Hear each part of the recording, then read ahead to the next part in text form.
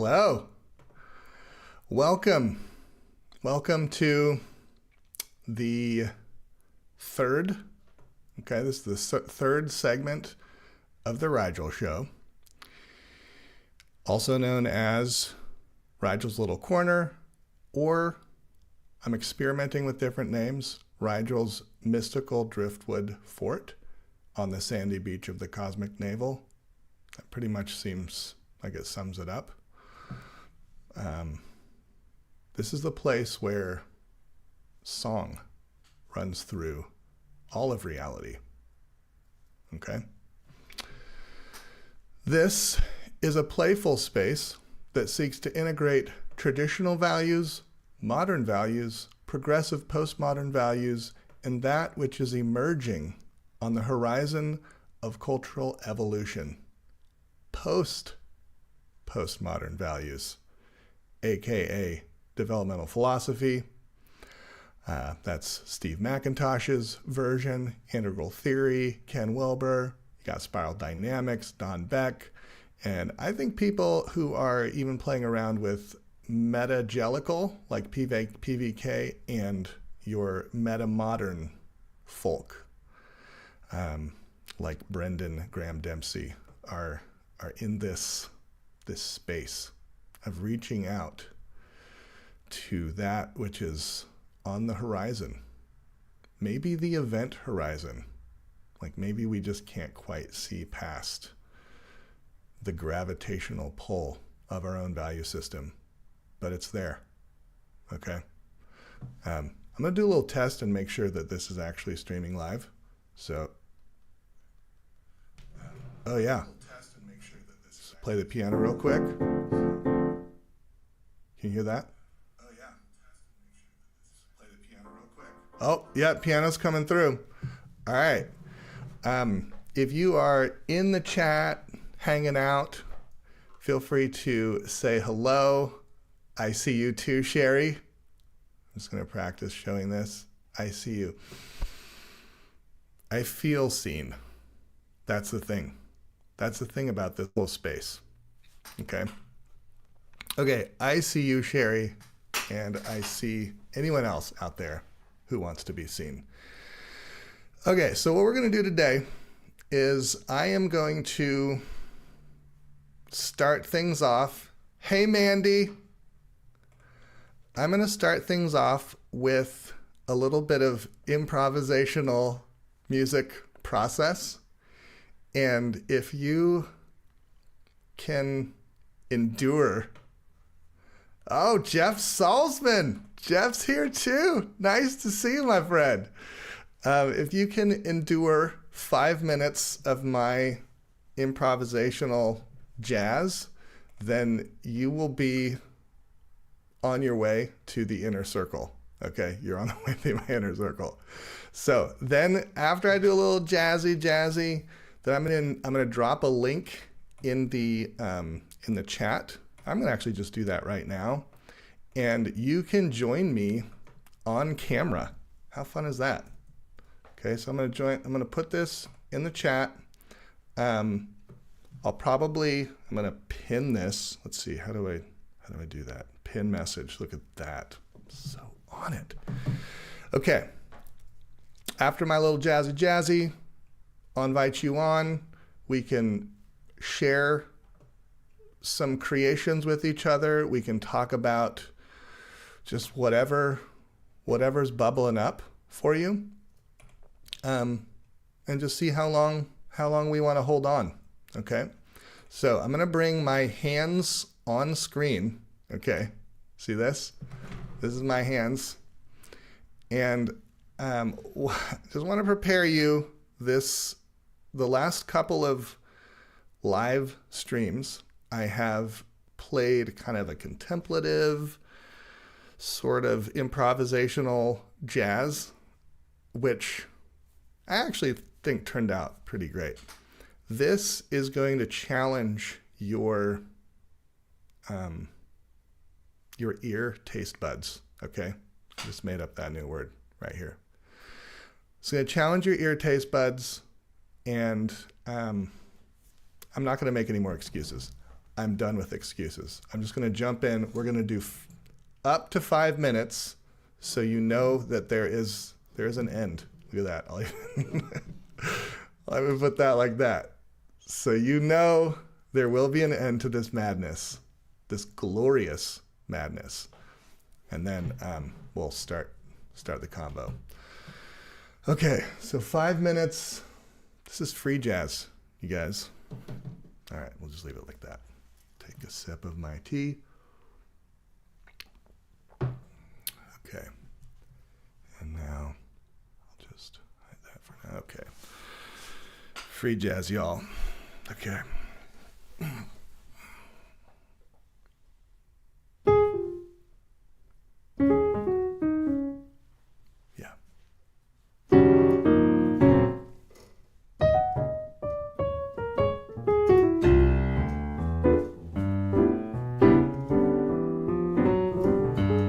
Jazz.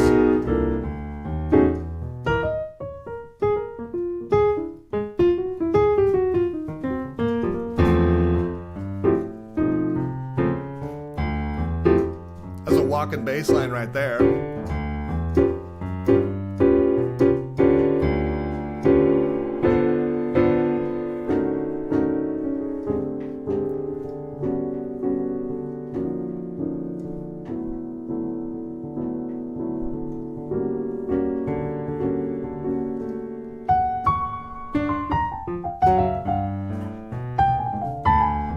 Jazz.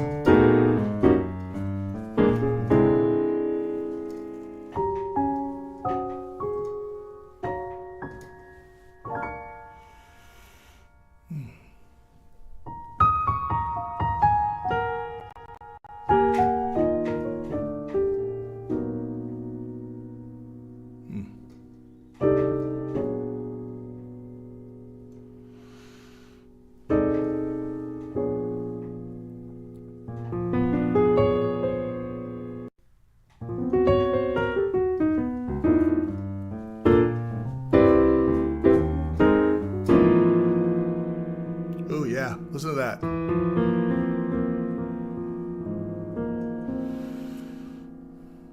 What's popping up for you? I think my piano is starting to cut me off. It's glitching a little bit. So that's that was about 2 minutes of free jazz. I feel like that's enough hazing. Very nice. Glorious madness. Thank you. And very nice, very nice. I feel like I need a martini. Amen, Sherry. Amen. Thank you. Thank you. All right. Anyone out there is welcome to join in now. I do have a couple more songs that I may sprinkle into our time together here. But I was going to start off this whole session by sharing some clips that I've been getting into. Okay, let's add Sherry. Sherry! That one chord was like, you said whoa, and I said whoa at the same time. It was awesome. Yeah.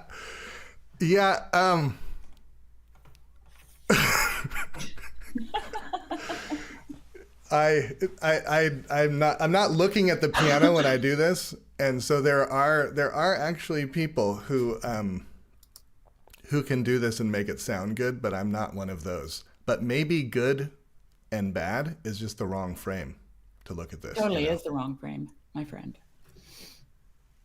So, thank you. Gosh. So what? How are you doing, Sherry? Anything you want to kind of celebrate, savor? Yes, I'll tell you what I want to celebrate. I picked up my guitar, and I didn't do much. I had to tune it, and here's the funny thing: I started tuning it and realized I forgot how to tune my guitar, which was was just like, I tuned my guitar without even thinking about tuning my guitar before. Now all of a sudden I'm like, oh wait. And so I'm thinking about it, right? And I'm like, how do I do this? Do I do it? Is it on that fret or is it on this fret? And then I was like, okay, just let it all go. And now tune. And then I just did it without thinking. And you did it? Yeah, and then it just came. This is what I'm saying, right? I was panicking because I couldn't remember how to tune it, and I kept thinking harder and harder about it. And the more I thought about it, the less I could do it. And then I just, because I'm old and I've done this so many times, I'm like, okay, wait, remember? Just let go. And that's kind of what you're doing with your freestyling, or your 5 minutes of whatever, like your verbal or not your diarrhea. I was just talking about this dynamic with a friend yesterday. Really? Sorry. It looks like you are breaking up a little bit on me, Sherry. Can you hear me? I hear you. I hear you. You hear me? Fine. Okay. Yeah, everything's fine on my end. Okay, let me just do a quick little speed test here just to make sure that things aren't breaking. No, I'm rocking. Yeah, okay, so I was just talking about this with a friend the other day. My tendency to freeze whenever I experience anxiety, like if I'm trying to explain something complicated and then I have the littlest bit of anxiety, my mind just goes blank. And then the more I stress about it, the more blank it goes. And I mean, so what happened? What happens when that happens? You mean the anxiety? No, sorry. My question was, what changed in that moment when you decided to just let go? Like, how did you come to that? I shut my mind off and I let my body take over. That's what it felt like. Because my body remembers, right? Because, I mean, I did it for years and years and years. And I mean, I think the last time I picked up my guitar was about 3 years ago. And before that, it was 20 years ago. So, like, my guitar's just been sitting around for a long time, right? And, the 3 years ago thing, when I picked it up, I remember then being afraid that I wouldn't remember how to tune it. Because, when a guitar sits around for 20 years, it needs to be tuned. No, actually, I took it because I was so afraid I wouldn't remember how to tune it. I took it to a guitar shop and I asked the guy to restring it and tune it for me before I took it home. So I wouldn't even have to, because I didn't want to go through that moment of not knowing. Like, there's something really, really sad about not knowing how to tune your guitar when you did for so long. So anyway, yesterday it was just interesting. Not yesterday, it was a couple days ago. It was just so interesting to me because as my mind was scrambling to put together the pieces of how to tune a guitar, at the same time, somewhere else in the back of my mind, something said, why don't you just let your body take over? And so when I did that, it did. And it remembered something that I had completely forgot. Like, because when you're tuning a guitar, you have to be on a certain fret. And then you get down to the second string from the top, and you have to go up a fret for that string to tune. And that's what I couldn't remember. And my finger just went there by itself. I was like, whoa, oh, interesting. It was just really fascinating. I wanted to share that with you. Yeah. That's beautiful. I mean, but, think of like... Go ahead. Sorry, is there a delay happening over there? I feel like you're breaking up a bunch on my end. Really? And I'm wondering if maybe I can like remove you and then you come back in. Do you think you could do that? I'll go out and then I'll come back. Yeah. Yeah. Yeah, why don't you go out and I'll just play some kind of background music while you go out and come back. Okay, where's your link? I don't have it in here for some reason. Maybe can you put another one in? Should be. Oh no, there it is. I'll I see put it. I another see it. one I in see it. I You see got it. it? Yeah. Okay, I'll be back. Okay.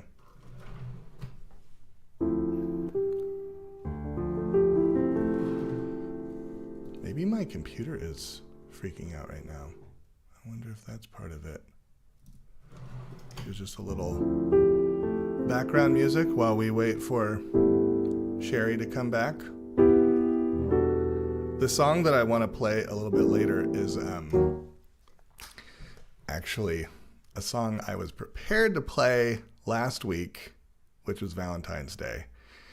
And I'm not very good at writing love songs, but I wrote something on Valentine's Day a few years ago. And I think I'm going to let it ring through to all Valentine's Days because it's just that important. So maybe we'll hear that in a little bit. Maybe while Sherry comes back, I could even bring that up. Oh, here she comes. Let's see if this is better. All right, Sherry. Is that better? That feels better. Okay, good. Yeah, that feels way better. Yeah, it's like you were delayed a second or so, and then it was glitching. So, thank you. Yeah, no worries. I'm in a room quite a ways away from my router, and then I've got a range extender, and sometimes when I plug the range extender in, the connection gets a little wonky, and I have to shut the Wi-Fi off and turn it back on again. Yeah, and sometimes depending on the hertz, there's like the 2.5 gigahertz and then the 5.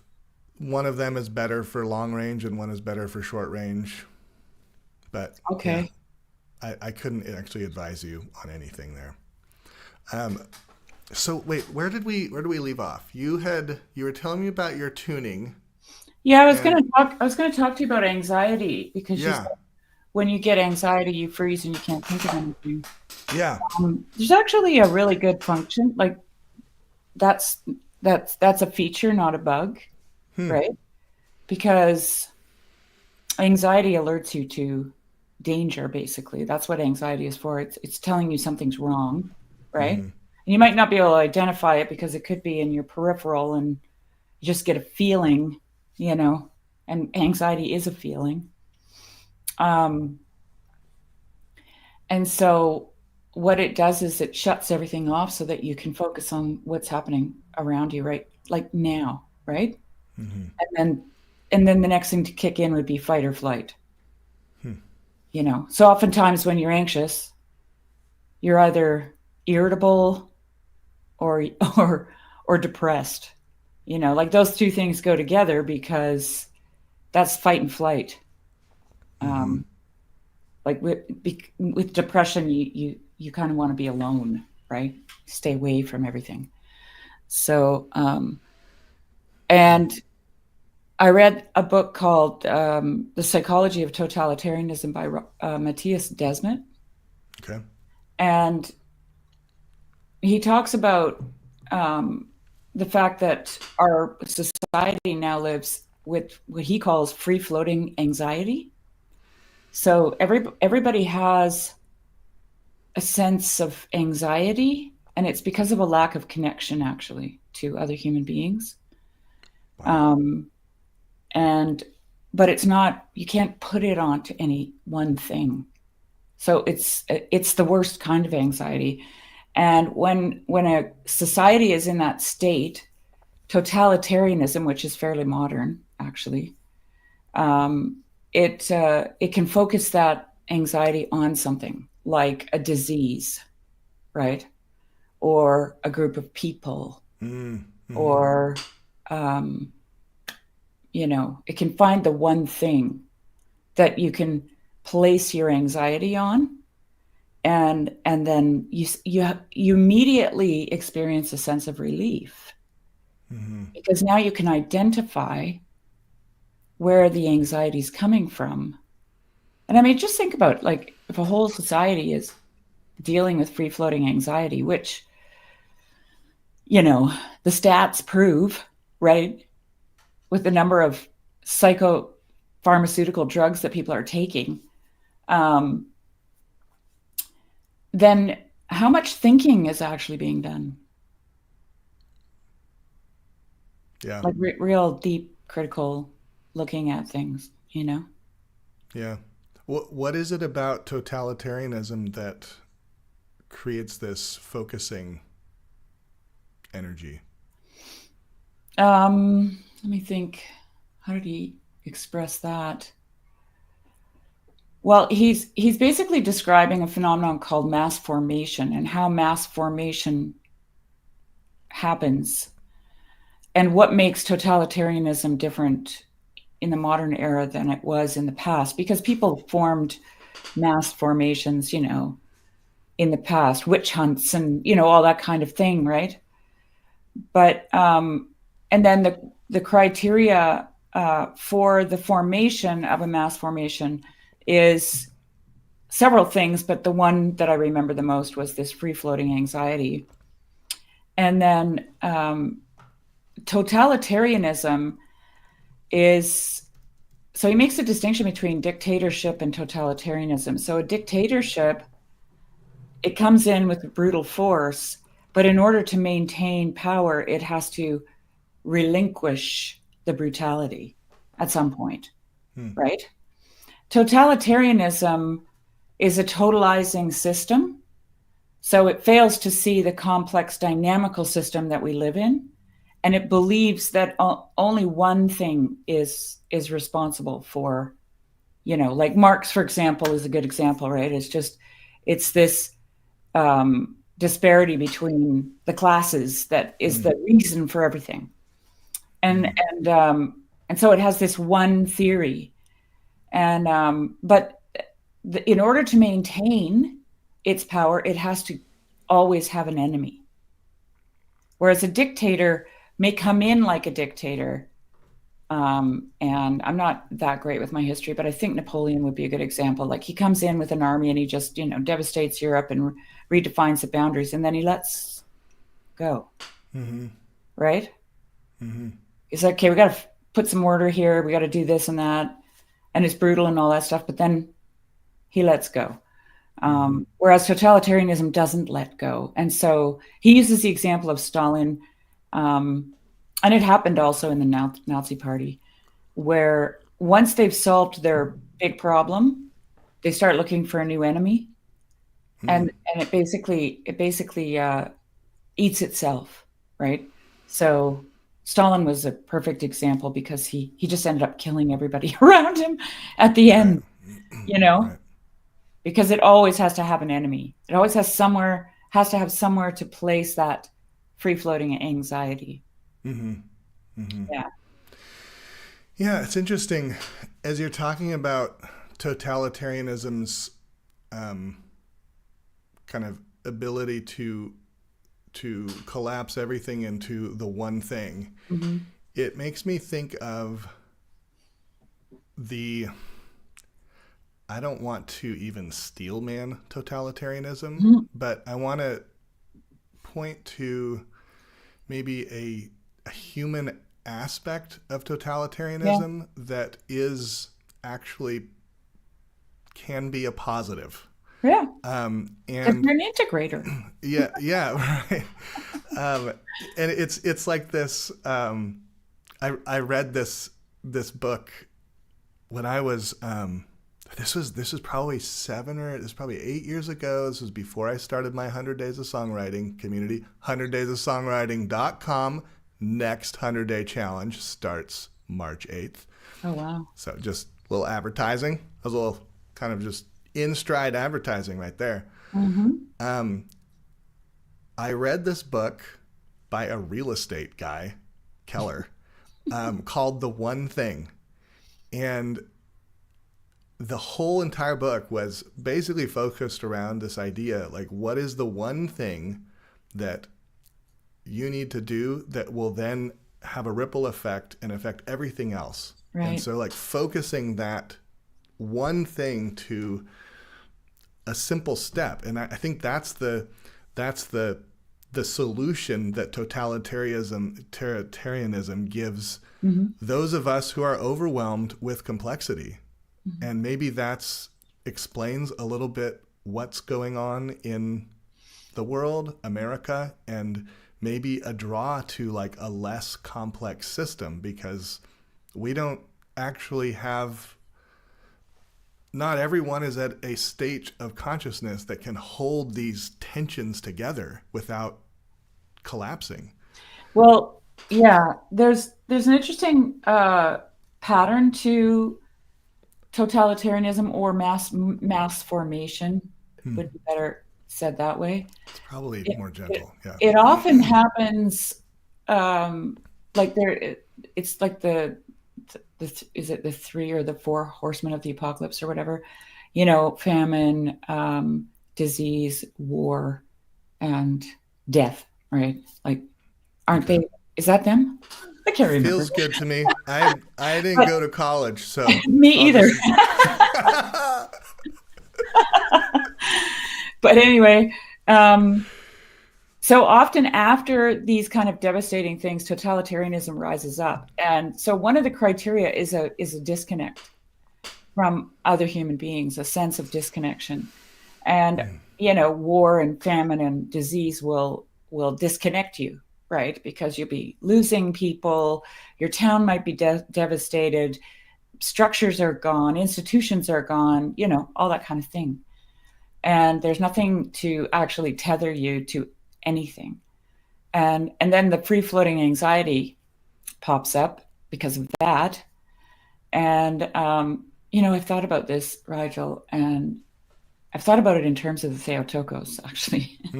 Bring it. But the whole tethering thing is super interesting, because that's what we want to do with we want to be tethered. When we're tethered, we don't feel anxious, and we're literally tethered in the womb. Yeah. Oh my gosh. That is so beautiful. Yeah. And that's what we want, right? And so, and I'm totally shorthanding a really good book. So it's not hard to read or listen to. It's short and it's packed with information, like not just information, but deep mystical observations about human psychology. It's really good. But anyway, I just think it's interesting that, when these catastrophes hit, it fractures the tethering, right? Mm-hmm. Say the beautiful thing again about the Theotokos, about the umbilical cord. I'm not sure. Yeah. So wait, something about being tethered. Okay, yeah. Yeah, I mean, when I first became an Orthodox Christian, I was trying to figure out Mary, because that's what every Protestant has to deal with. They're like, okay, wait a minute. And like tuning my guitar the other day, I decided not to think about it, but let it reveal itself to me. And this is a little bit of a longer jaunt, but I had the experience of my neighbor having her baby in my car on the way to the hospital. Okay. So I'm driving her, and she literally just bends over in the front seat and she pulls up this baby. Oh my God, are you kidding me? In a Prius. It's not a very big front seat, but I didn't have a very big neighbor either. She's just a tiny little thing. And, we got to the hospital, and it was in the wintertime, and her daughter had a cell phone. And when we got into cell range, she called the hospital. So they were waiting for us. And as soon as we pulled in, they came running out with this gurney.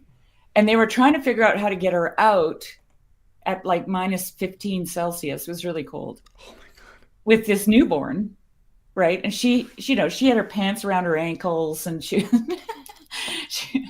and I had them all wrapped up in a duvet, and I had the heat blasting, and I was just like, and anyway, at one point she just, she's a rural farm girl. So she goes, oh, forget this, because they're all trying to be careful with her. And she throws off the duvet. She steps out and kicks her pants off, from her ankles. She's standing there in the front of the hospital with no pants on, the cutest little butt you ever did see. And, and she's got the baby, and he's still attached with the umbilical cord. Okay. And then she just flops up onto the gurney. They wheel her in. And I remember looking at that scenario, because I'm still in the driver's seat, right? And I'm watching this, and I'm like, he looks like an astronaut. Yeah. He looks like an astronaut. He's taking a spacewalk, So anyway, I'm doing the Matins liturgy on Zoom with a parish on Vancouver Island. And Matins is Theotokos-centric. Mm-hmm. Mm-hmm. And that was I didn't know that at the time, but my prayer was, help me to understand the Theotokos, right? Mm. So here I am immersed for a whole year. That's all the priest did was Matins in his office for COVID lockdowns. Yeah. Yeah. And all of a sudden I had this image of Liz and Timon, my neighbor, and her little boy. And I'm like, oh my God, that's what the Theotokos is doing. She's tethering us to the earth. She, that's what she did to Christ, because she is his humanity, right? He's fully God and fully man. Well, where does the fully man come from? It comes from the Theotokos, right? So, yeah, and then just, talking about free-floating anxiety, I was like, I got that image again of Liz and Timon standing in the front of the hospital, and I'm like, oh yeah, well, we are tethered. We come into the world tethered, like we're conceived and in the womb tethered. Yeah. That is such a beautiful story. It is so rich. And I'm so glad we're talking about the Theotokos, because I feel like I've been verbizing Theotokos as like Theotokian. Like what's the Theotokian move here? Like okay. what's the how can we, Theotokize this, or and I want to share something with you that is we're just going there. Okay, Sherry, you, me, we know how to do this. We go places. We go places. Okay, I'm gonna bring you. Yeah. Rigel, I have to say that seeing a man wearing shorts in February is causing me to sin because I feel envious. Oh, good. I'm glad. Yeah, thanks for just letting that kind of bubble up. Yeah. And just, we'll release that. Get that off my chest. Yeah. No, appreciate it. Glad I could kind of catalyze that healing journey for you, Sherry. So about a year and a half ago, me and my neighbor, Cameron, who I hope will make it onto one of these chats sometime because he will throw down. We get together once a week. I met him randomly when he was just walking down the side of the road with his girlfriend, and we just have become buddies. Oh, nice. But we were talking about like the internet and this metaphor of grounding the wire, of like when in an electrical box. I think I'd just been doing a bunch of electrical work. Yeah. So I was just like really into electricity. And if you have like an open wire, a connection that's not quite solid, everything starts just like sparking everywhere. Or if you don't have a grounded wire, it creates a lot of like noise in the system and Yeah. sparks. And so like, how do you ground the wire Oh. of Mhm. life, of the internet, because the internet is a little bit like this, this buzzing, noisy, crackling space of sparks, which is energizing and also can burn down your house. Yeah. And I was like, he's not Orthodox, but I can't help but like talk about these things. And I'm like, well, in Orthodoxy, we sprinkle holy water on everything. Like we're into making things holy, making relics of reality. Yeah. And I was like, how could I sprinkle holy water on the internet? Ooh. So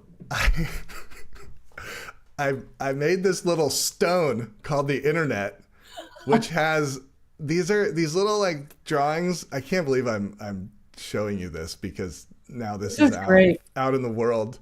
But see, it says internet, and then you see like all over it, there's like these little nodes, and one has like, they have halos around them. So maybe, these are the people that make up the internet. I don't know. This is a free flowing, collaborative, creative process. Like this one, and they connect. There's like a kind of like ones and zeros in a sense, where you have like, a dot. Like this is backwards. Okay, a dot, and then like a one, or it's like an open and a closed. Maybe you could. It's this polarity, this positive, negative, something.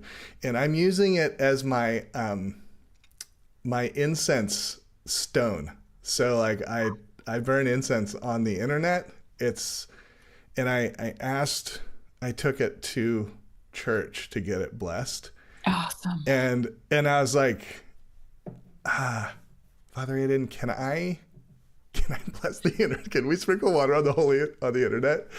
And he was like, you can, but you can never throw it away. So I'm stuck with it. Oh, I love this. I love this so much, Rigel. This is just so, this is reminding me of I'm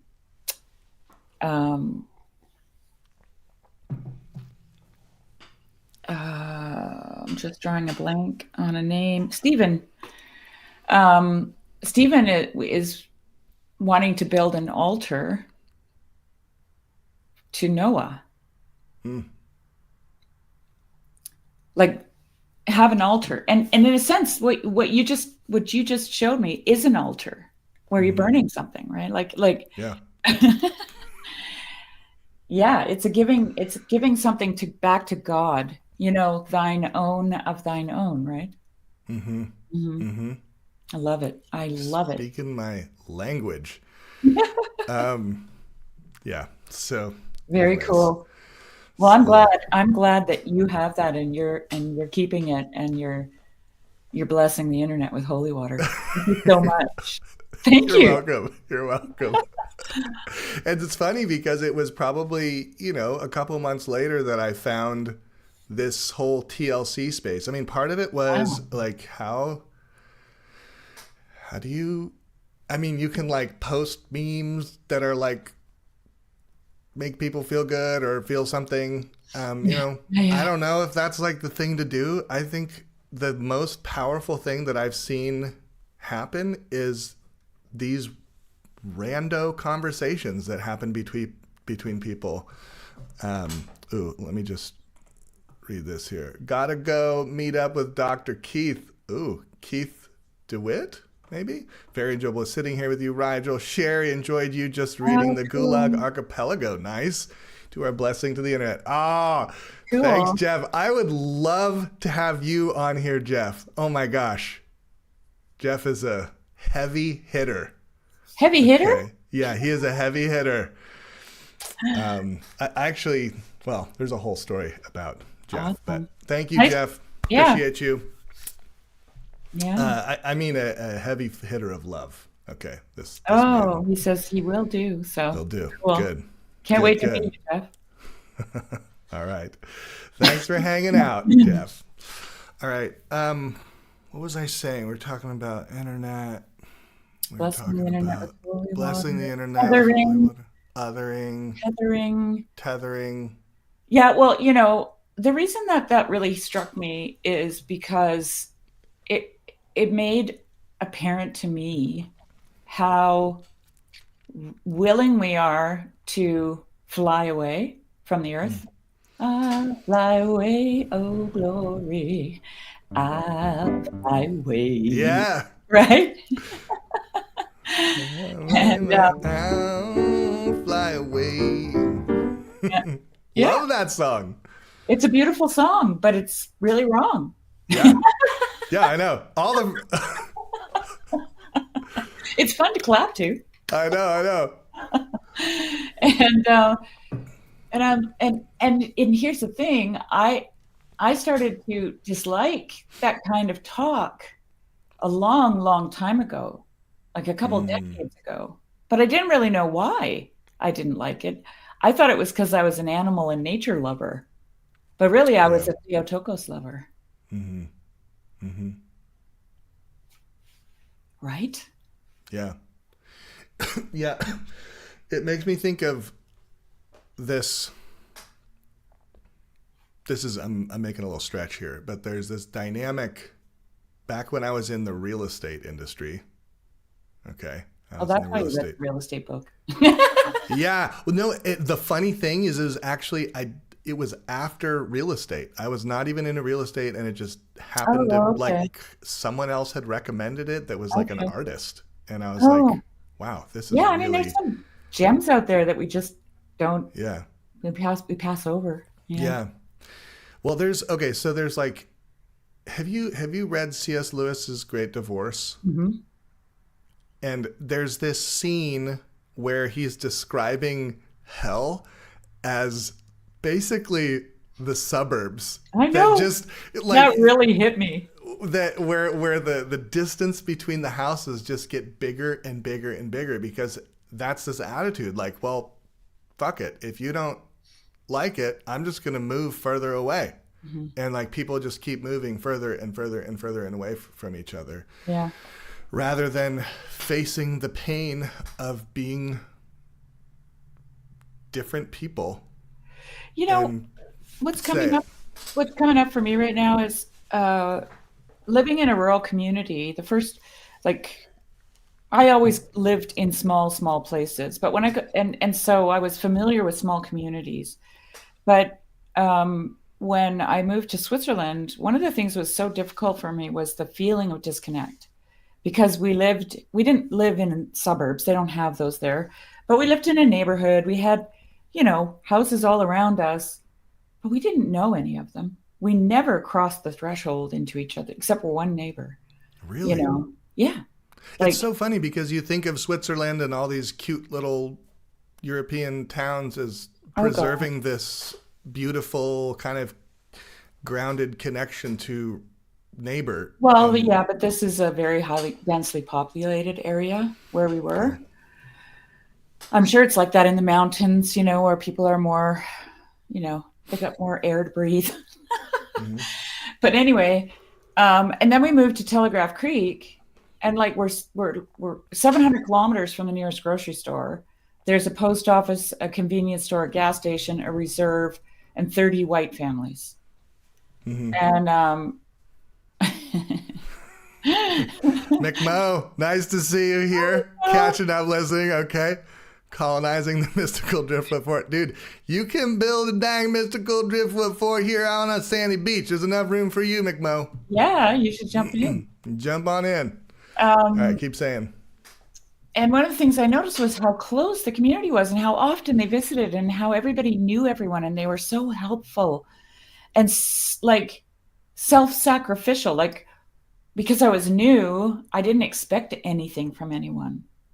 And you'd be standing there after a devastating snowstorm, and and literally somebody would just show up while you were thinking, I wish I had some help.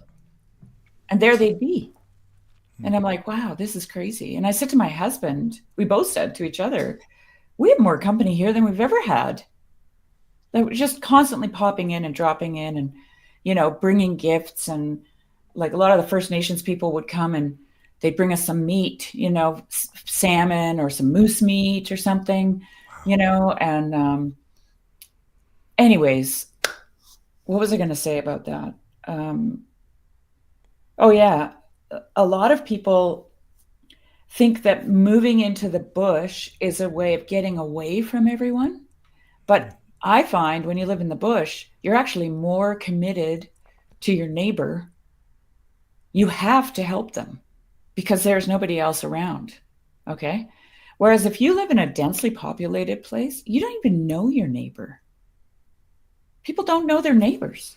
Like oh gosh, I just watched a thing about these 3 children in a neighborhood whose mother had abandoned them. She would send like Uber Eats and DoorDash food to them occasionally for 5 years. What? And none of the neighbors knew. Are you kidding me? What? 5 years. The boy she left when he was 10 and he was 15. And he'd only been outside twice, once because he wanted to touch the grass, which made the police officer who was giving the report almost burst into tears. Oh my gosh. When he said that.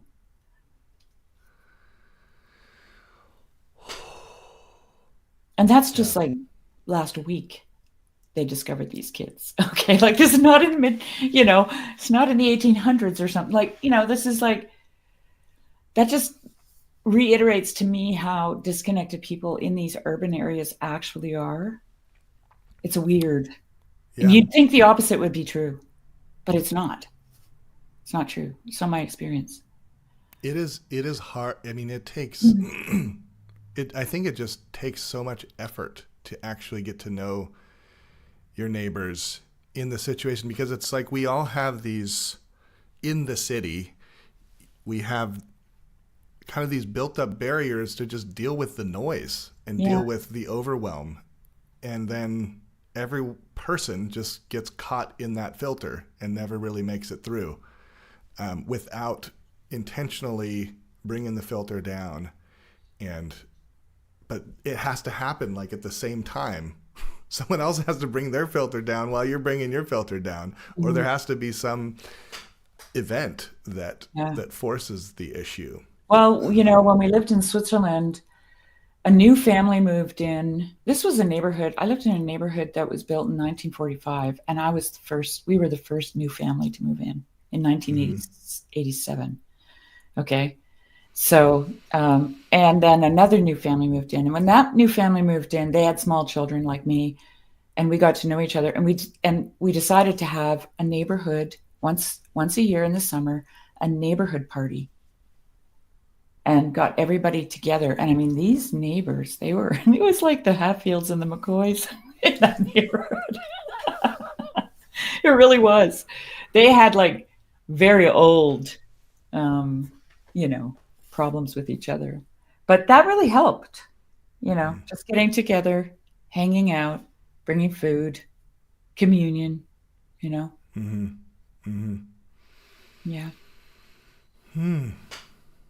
I feel like I derailed your conversation. There is no rail in the eternal present, Sherry. We're just like, we're making like little drawings in the sand. Outside of our Beechwood Drift Fort. I mean, I'm just here to play. Cool. Did you bring anything to share? I always have songs or poetry. I have. Well, I'm not ready for a song. That's okay. I'd like to sing a song, but I need to practice. Yeah. No, we're here. Even my vocal cords need to be tuned. It's been a long while, But I have. What do I have? I've got a song that I could read. Sure. It's one I wrote a long time ago. Sure. I have a song, possibly 2 songs, that I am prepared to share at some point during our time together. Oops. Wait a minute. I gotta find it. I had all of these. What I was going to do if you didn't show up, Sherry, is just go through all these clips, YouTube video clips, because when I'm watching, all the people on the TLC or some other channels out there, I'll clip a minute of something that I find interesting, and I was just going to go through and, I don't know, live reflect on them. Okay. But the thing is when you show up, the conversation is just amazing. So we don't have to do any of that crap. Okay. Where's my song? It is right here.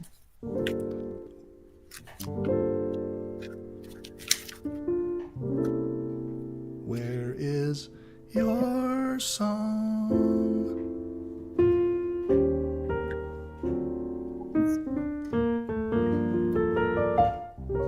Little jazzy background music for you. It's usually right here. Hang on. It's a video. Oh, here it is. Here it is. All right. Okay. It feels like I need to sing it, but you're welcome. So I'll give you the tune. I'll just la the tune, okay? And let me just give you permission. Okay. If you break into song, that's okay too. Okay. Just follow your heart. I'm just super self-conscious because I haven't been doing it for so long. But it's the tune would be la la la la la la la la la la la la. La la la la la la la la la la la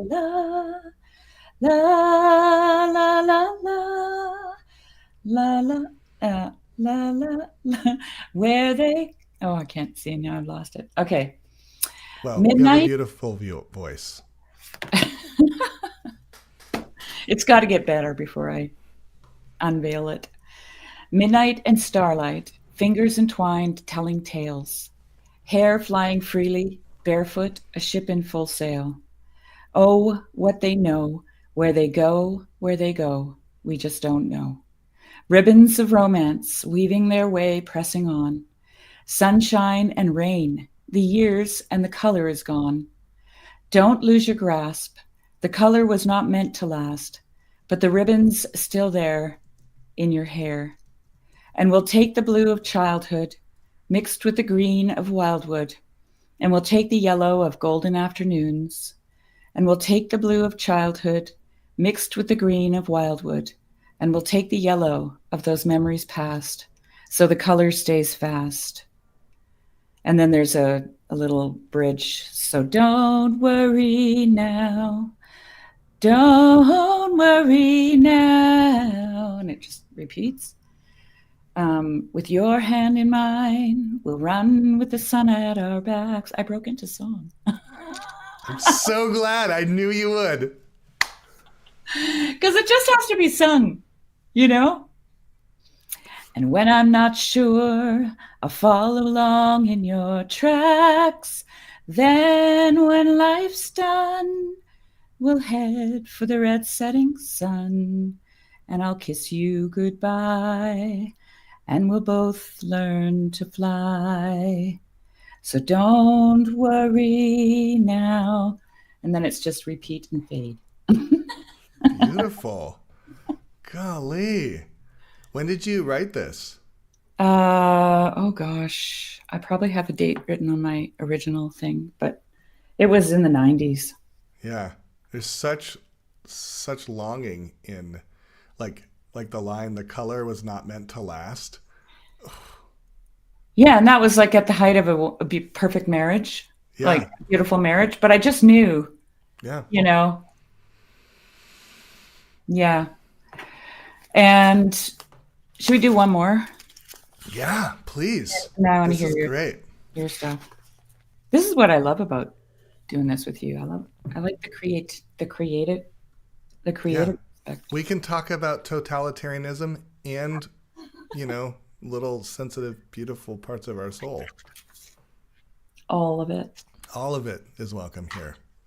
Okay, this was another song that I wrote because it's kind of funny. Living in Switzerland, people are very clean and orderly. Like it's a very clean and orderly society. And when I say clean, I mean sterile. And I got so frustrated, I wrote this song, okay? And I called it Down Where the Dirt Is. Down where the dirt is, that's where life's got to be. Down where the dirt is, far from sterility. Down where the dirt is, where the low life loves to grow. Down where the dirt is, there ain't no time for show. In the quiet of the moment, on your restless changing tide, with the fragile beauty standing at the muscle builder's side, and the cosmic ageless cream puffs like a locomotive train, hope the hands of time run backwards where they all start fresh again. And then it repeats down where the dirt is. There's a quiet hissing sound in the green and leafy trees, like life escaping from us as we tumble in the breeze. And in all of our ideas as to organize our ways, there's a demon in our order, making sure of better days. And then there's a little bridge. So you see, in the garden of our lives where the life turns the soil, and you know if it ever comes alive, frost will spoil. Down where the dirt is, that's where life's got to be. And yeah. That's kind of a theme song that I could get behind for my life. Yeah? Yeah. Yeah. Yeah. I mean, I don't even remember the chords for that song. I'd have to let my body tell me again. Let your body tell you again. Yeah. Well, I would love to hear when you get comfortable again. Yeah. I'm going to work on it. Yeah. Because you and Marylander, Tim, have inspired me to pick up my guitar again, just so you know. Wonderful. Mm-hmm. Well, I'm so glad because that's what this space is for, and you're just throwing down. Let's hear yours. I'm glad that your second one, your first one was so beautiful and like intimate. I feel like I would feel weird playing what I'm gonna play after that. No, that's why I read the second one, I guess. But the second one I feel like gave me permission to bring it in here. So I'm gonna play here. I'm gonna get my keys up here just so cool. Why not? Right? Yeah. Okay, so this song, I was gonna play this last week, but I got sick, and it's like, I'm not that committed yet. I'm committed in other ways. Yeah. To maybe possibly institutionally eligible. But so I wrote this song. There was a writing prompt that I gave my songwriting community probably 3 years ago. Okay. It was a Valentine's Day writing prompt. And I have never been good at writing love songs. I have a hard time. I don't know if I'm just jaded by being like a background, like a wedding singer, and I'm like, this ain't gonna last. There's just too many. That's a real thing, by the way. It is. It wears you down, to just. Oh my gosh! Yeah, I got to tell you a story after. Yeah, and so I have a little bit of that, like the clowns. The jester. The jester, yeah. There's a little bit of jester in there.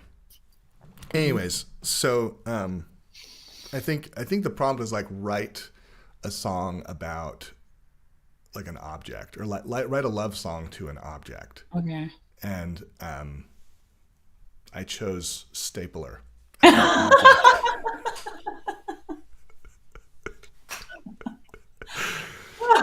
Okay. Because the stapler, it is that bridge. It holds things together, makes those two things that are separate. Oh man. One flesh. Can't wait, Okay. So, all right, I'll just stop talking about this and just play it. And can you mute yourself so in the event that you do like laugh or cry or scorn, those who are listening online can hear these profound lyrics. Okay. All right, can you hear my piano there? Okay, let me just make sure I can hear myself in my ear. Okay, and I gotta keep composure here, Sherry. Okay, here we go.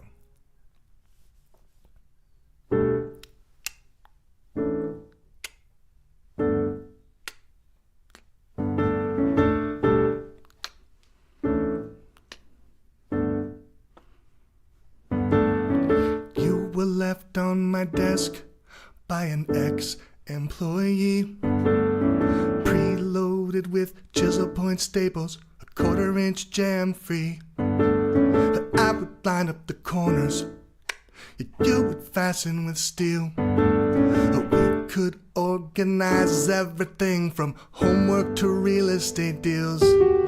But ever since we went green, I've watched you fade away.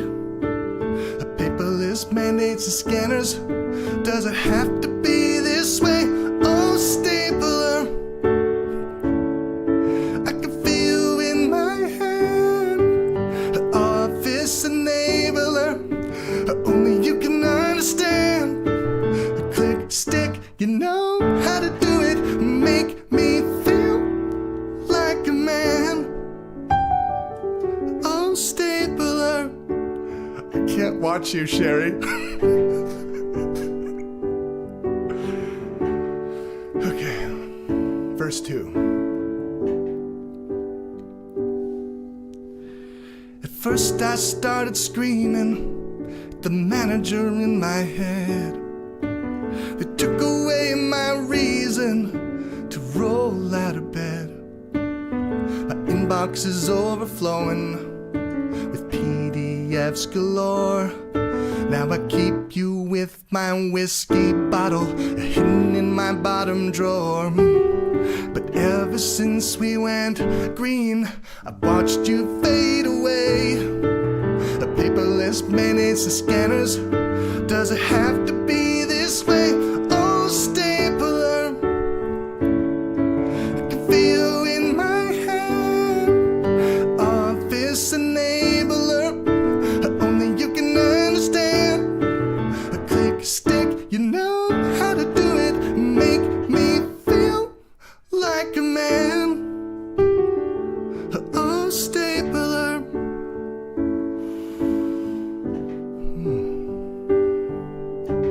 Even the whir of the copy machine brings a tear to my eye. I choke the lump in my throat when I pass your cousins in the office supply. But ever since we went green, I've watched you fade away. The paperless mandates and scanners, does it have to be this way? Oh, stapler, I can feel you in my hand. The office enabler, only you can understand.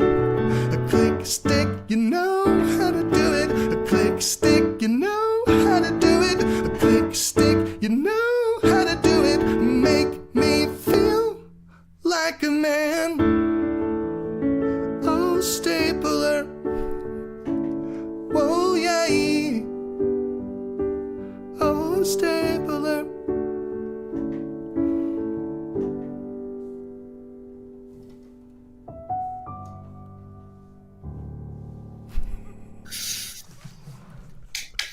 You're so good.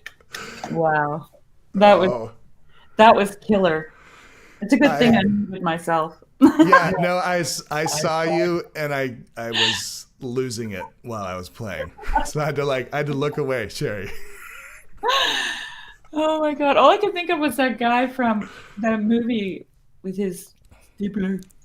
You remember that Yeah, movie? yeah, no. Yeah, uh, Minton, what's his name? Oh yeah. Morton? I don't The remember. Office. The The Office. Office. Yeah. Yeah. Was it Oh, what's his name? the guy with the big glasses and the Yeah, goofy? with the big glasses and Yeah, the yeah. red swing line stapler. Like Yeah. that was my inspiration. Yeah, I'm so glad you know that movie. I know that. Absolutely. Oh man. Oh, He was singing that song. yeah. That song is for him, you know. Yeah. So I Oh, just, speaking of like, there's an interesting mix with that song, Rigel, that you just played, because the composition and the music is just fantastic, and then the lyrics are so funny, and it's just impressive, right? Like on so many levels. And I was watching this morning. I remembered going to a quote unquote marriage seminar at this Alliance church with my daughter was going to, and she invited me to come. mm-hmm. And all they did was show a video of this. It was a video seminar, not live. It was just some videos that they got, and it was by a pastor named Mark Gungor. Yeah, I know Gunger, right? Yeah, Gunger? Gungor, Gungor. Is he like kind of a young guy, musician? Well, he said he's a musician, but he's not young, and he's been married for 30 some years. Oh, And never this is mind. old. Okay, I'm thinking Maybe about something else. I've heard the name Gungor in the music world, in the Christian music scene, but I don't know who he is. Different guy. But anyway, they might be related because he says in the seminar that he's also a musician. So, maybe it's his son or something. But anyway, it's called The Tale of Two Brains. I'm going to send it to you, the video. Please. I watched it this morning, and they call it a stand-up comedy special, but it's not stand-up. It's an actual marriage seminar that people attended for 3 days, but it's so funny. And every, it's constantly scanning the audience, and they're all just like, they're laughing their heads off, but they're laughing about themselves and how true what he's saying is. And it's about men and women in marriage, of course, right? Yeah. And I was watching it this morning, and honestly, Rigel, I kept thinking of you. I was like, Rigel is going to love this so much. And it's, you don't even have to be married to watch it. Yeah. And I think the video is like 14 years old, Wow. older, but so good. Anyway, Oh my gosh. I can tell you that. I'm going to send it to you. No, please do. I mean, just the idea of like a marriage seminar as kind of a comedy environment is brilliant. I mean, it's funny as hell that people get married and try to stay married despite the fact that we're like these totally different creatures. He starts the whole thing, just to give you a taste, he starts off the whole thing. He goes, so you don't have to be a Christian to enjoy what I'm going to say. I am a pastor, but I'm not going to beat you over the head with the Bible. But he goes, but there is one verse in the Bible that I think really, I mean, if you did this, you would be happy for the rest of your life. I can guarantee it. And then he hits the PowerPoint, and it's like, it is better that a man does not marry.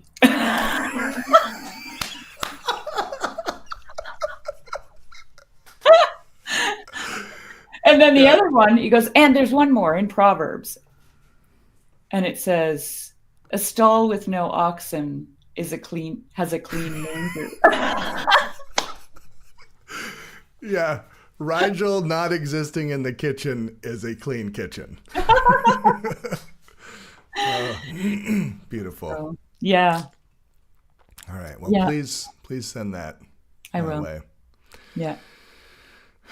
Well, Sherry, we made it past the hour mark. Yeah, cool. Easily. So fun hanging out with you. I don't have anything.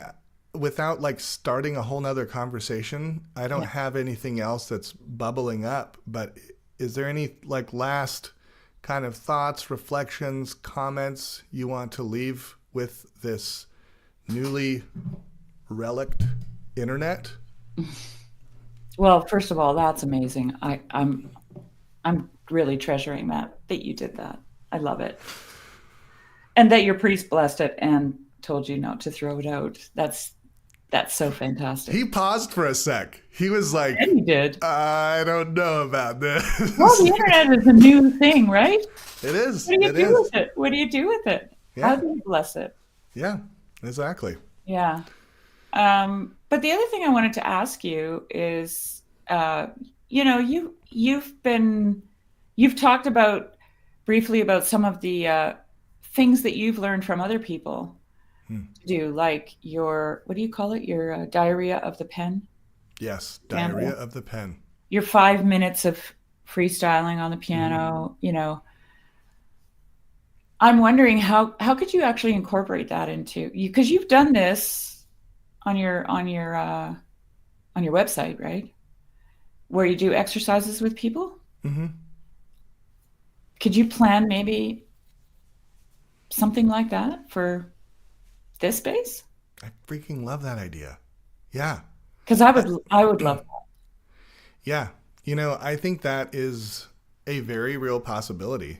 Because here's the thing, it's a completely online group. So every time we do meet, it's on Zoom. So there are people who are definitely already, it takes a bit of courage to just show up on camera with other people.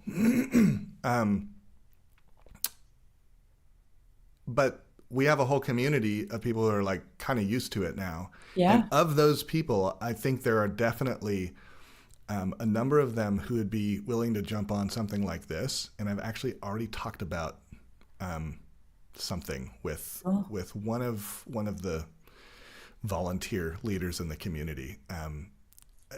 Actually, last week I think we met Brian O'Dean. I was like, he wanted to do an open mic that was a little more asynchronous, where you could play pre-recorded things, or people could kind of jump in and be part of it. You could upload it, and then people could comment after the fact. So it's kind of this like, it's kind of like what's happening in the TLC, but a little more music centric. Yeah, and capsuled off from the general public. Yeah, but I like the idea of doing this more out in the open, and it's scary, but it's also kind of awesome. So let me think about that.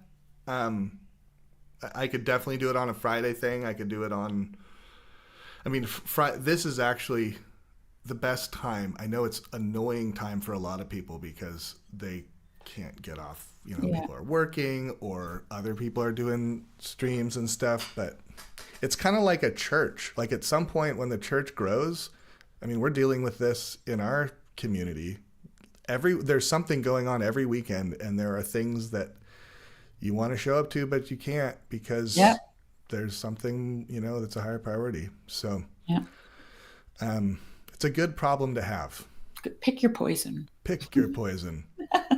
No, I think it'd be fun. I think it'd be fun to do a free write. Actually, one thing an idea I had, and I'll just kind of describe the exercise, is you start off just kind of spitballing ideas for like song titles or just concepts. You're just kind of brainstorming concepts, and it's a 9-minute exercise. So you just 3 minutes, you brainstorm concepts. The next 3 minutes, you pick one of the concepts and you just free associate words. Words are 2-word phrases. Yeah. And then you do 3 minutes on that. And then the next one, you do 3 minutes of rhyming. You pick 1 or 2 words and you just come up with rhymes.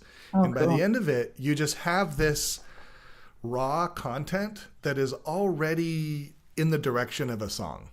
and it may not turn into anything, but then, from that document, and what I can do is I can bring it up on my screen, so we're all kind of working on it together. Mm-hmm. And then from that, we can like come up with some lyrics that's and cool. I love it. Put it to music, Yeah. So I think that'd be super fun. I would love it if you could, integrate some of those ideas into this space too. And purely selfish reasons, because I want to do it. Yeah. No. So I love being challenged by constraint. Yep. For creative purposes, I find it just the best. Yeah. Yeah. Well, and it's a little more in line with my skill set. I mean, my skill set is not riffing on really propositional, intellectual, like. Mine either. You're pretty good at it, Sherry. Well, I mean, yeah, but all of it it's not because I read a book. Yeah. It's just, it really is kind of a stream of consciousness that I'm constantly picking from my own experiences.